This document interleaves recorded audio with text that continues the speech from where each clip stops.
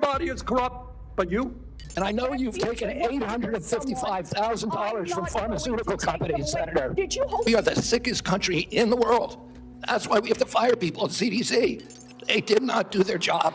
Health Secretary RFK Jr. on September 4th answered questions from senators in Washington. Here are 6 key moments, including intense face-offs and shocking truths. Number 1. Kennedy states that 76% of Americans now have a chronic disease, compared to 3% in 1950, and argues that the CDC has failed in its duty to protect public health. 76.4% of Americans now have a chronic disease.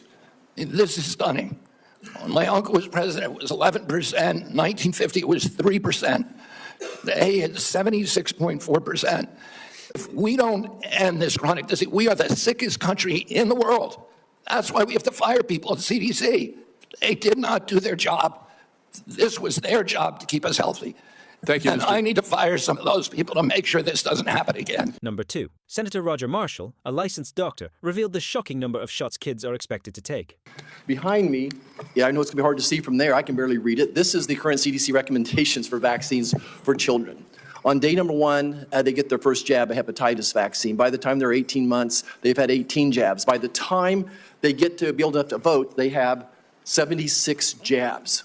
Then things got intense. Number 3. RFK Jr. entered a major showdown with Elizabeth Warren. Warren called Kennedy a liar for no longer promoting vaccines. Kennedy called out Warren for her $855,000 in donations from the pharmaceutical industry. Senator Dr. Cassidy said you are effectively denying people vaccines. We're not going to recommend a product for which there's no clinical data for that indication. Is that what I should be doing? What you should be doing is honoring your promise that you made when you were looking to get confirmed in this job. You're going like this. And that is, you promised that you would not take away vaccines from anyone who wanted them. You just changed the classification of the COVID vaccine. I'm not taking them away from people, Senator. It takes it away if you can't get it from your pharmacist. Well, most Americans are going to be able to get it from their pharmacy for free.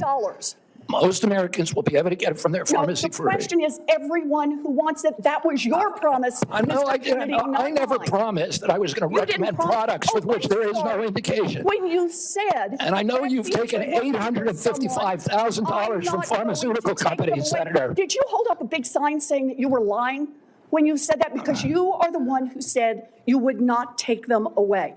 Now, Senator Kennedy... I'm not taking them away from anybody. Number 4. Bernie Sanders shouted that nearly every politician is getting money from big pharma companies. You know, we have a corrupt campaign finance system. Maybe you will agree with me on that. Okay, you were already president, you got $1.5 billion behind it. You received $300,000 from people, not from the industry, people in it, as I did, from individuals. You corrupt. President Trump got $3 million. Every Republican got corporate PAC money for the pharmaceutical industry. Democrats as well. Everybody is corrupt, but you?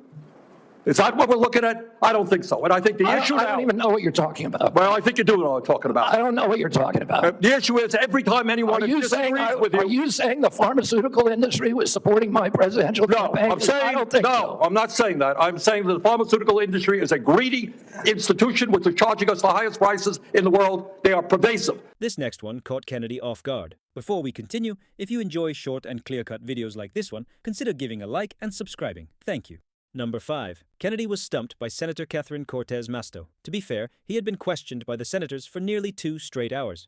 I know that we're negotiating in the MFN Let me ask you, Mr. Secretary, let me ask you another question. How much are Medicare Part D enrollees expected to pay for prescription drug coverage next year?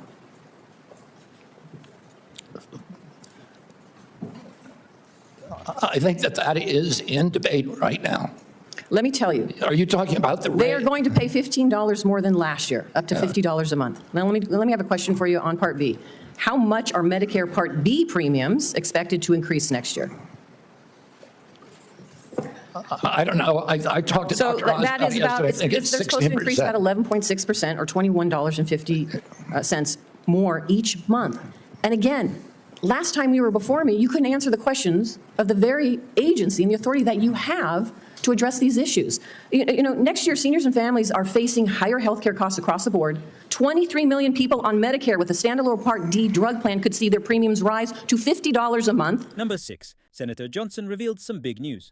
We're going to be holding a hearing next Tuesday on a study done by a high-integrity health care facility that shows, that actually looked at vaccinated versus unvaccinated, very high quality study. I'm not going to steal the thunder of Aaron Sear, who's going to be testifying on this. I think you're aware of the study that shows the vaccinated population far more prone to chronic illness than people completely unexposed to vaccines. That is just one example of how science has been corrupted by the way, the study was conducted, and when they conducted this, oh no, no matter what the results are, we're going to release this. They got the results in 2000. It is yet to be released. We're going to enter that in the record on Tuesday.